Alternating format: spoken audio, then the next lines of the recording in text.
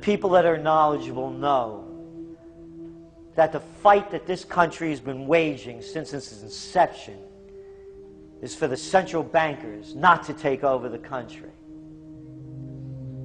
And that's why people like Andrew Jackson were elected. And that's why people revere people like Thomas Jefferson and others. The takeover has happened, and it's a corporate takeover. Agents of the Bank of England attempted to assassinate President Andrew Jackson on multiple occasions because of his resistance against a private central bank being set up in the United States. And it was something that Abraham Lincoln warned. And this is, by the way, why I believe he was assassinated. This is the Lincoln quote. The money powers prey upon the nation in times of peace and conspire against it in times of adversity. It is more despotic than monarchy, more insolent than autocracy, more selfish than bureaucracy. I see in the near future a crisis approaching that unnerves me and causes me to tremble for the safety of my country. Corporations have been enthroned.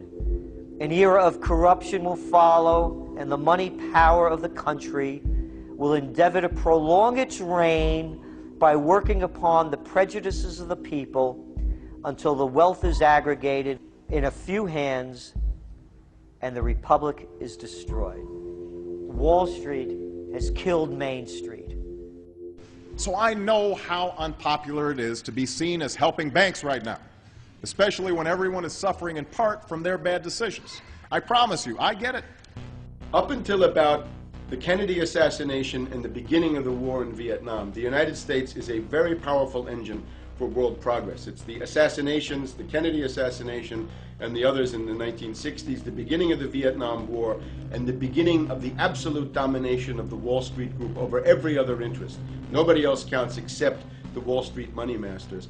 That has now made the United States into no longer a force for progress, but something very different, often a force for destruction in the world. The military-industrial complex has taken over the country along with the Wall Street gang. If you look also at the people that Obama has put on his appointments list, it's all Wall Street. It's government of Wall Street, by Wall Street, and for Wall Street. There's nobody from heavy industry. There's nobody from the auto sector, nobody from Silicon Valley, nobody from big oil, nobody from defense, no labor, no women, no retirees, no small business, nothing. It's pure Wall Street. The only people who have a voice in Obama's councils are Wall Street finance oligarchs. That's all there is. Nobody else counts for anything under Obama. It's the most extreme Wall Street administration we've ever had. Before his death, President Woodrow Wilson apologized to the public, regretting that he had been deceived by a group of international bankers and the country's financial system had fallen into their iron grip via the Federal Reserve Act of 1913.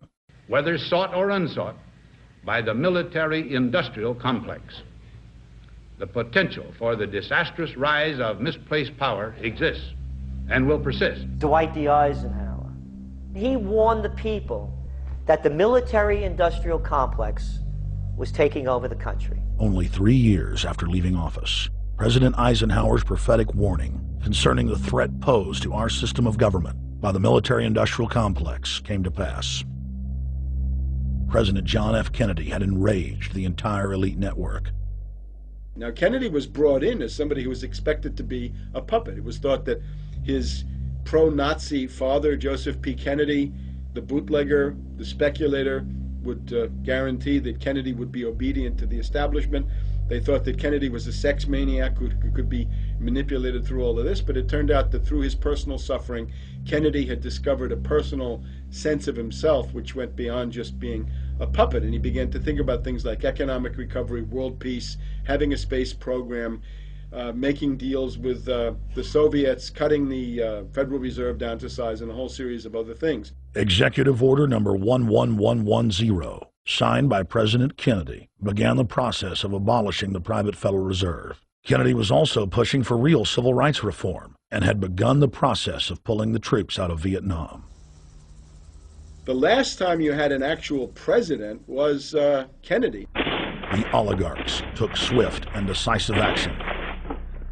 when John Kennedy attempted to take the government back from the robber barons. He was brutally murdered. The message to future U.S. presidents and leaders across the world was clear: do as you're told or die. John Fitzgerald Kennedy was the last true president of the United States. And until the globalists are removed from power, we will never have another real one. The other thing about the American presidency you've got to remember is that this is a puppet post. It's automatically going to be a puppet post. The idea that Obama is somebody who's going to come in and exercise real authority when he's obviously been chosen and given everything that he's got by these financiers. Presidents are now little more than corporate pitchmen who take all the political heat, while the controllers remain in the shadows, safe from public scrutiny. Hip-hop icon KRS-One is not just known for selling millions of albums. He has led a tireless crusade against youth violence and has been a strong voice for human rights. If they controlled it before, what makes you think they're not controlling it now? The country was on a verge of revolution. They threw a black man up. Now we like this. They give him the money, they give him the bundling, they give him vote fraud, they give him the media whores, they give him goons. They even have elected officials making threats to put people in jail if they criticize Obama in public. All of this is the mark of a puppet. And that means that he is a puppet, actually more of a puppet than anybody else, more of a puppet than Mrs. Clinton would have been, even more of a puppet than McCain. He's the maximum puppet that we've had certainly since Jimmy Carter. They put a black face on the New World Order, and now we all happy. KRS ain't buying it. In the real executive power structure, the president serves the military-industrial complex. It's self-owned by the international bankers. If there's a revolution, the population just throws out the prime minister or president. The elite stays in power because the public is never aware of who the real enemy is. In Evian, France in 1991, standing before the Bilderberg Group, the apex of the world government power structure, David Rockefeller defined the New World Order as a system of world government serving the international banking elite. For decades, the banker-owned media would attack anyone who dared to warn the public that a dictatorial world government was being constructed right under their nose, and that national sovereignty was being deliberately destroyed. And now, after years of denial, the media and the elite themselves are proudly announcing that not only is world government real, but is the answer to the financial crisis that they carefully engineered. Suddenly, the Wall Street Journal tells us that the North American Union is here, and that getting rid of the dollar for a common currency with Canada and Mexico is good. The Financial Times of London, published by a member of the Bilderberg Group, crowed that a dictatorial world government had been kept in the shadows for our own good, and that it was now time for it to emerge from behind the curtains of national security. White House Chief of Staff Rahm Emanuel stated on record that they can't let this crisis go to waste. You never want a serious crisis to go to waste. And what I mean by that, it's an opportunity to do things that you think you could not do before. And Henry Kissinger, who gave Barack Obama his first job out of college, told national television that the economic collapse was a great opportunity to bring in the New World Order. He went on to say that Barack Obama was the perfect person to sell it to the world. But he can give a new impetus to American foreign policy, partly because the reception of him is so extraordinary around the world. I think his task will be to develop an overall strategy for America in this period when really a new world order can be created. It's a great opportunity. It isn't just a crisis. In June of 2006, our team traveled to Ottawa, Canada, to gather intelligence on the shadow government's agenda for the coming years. I think that's the Queen.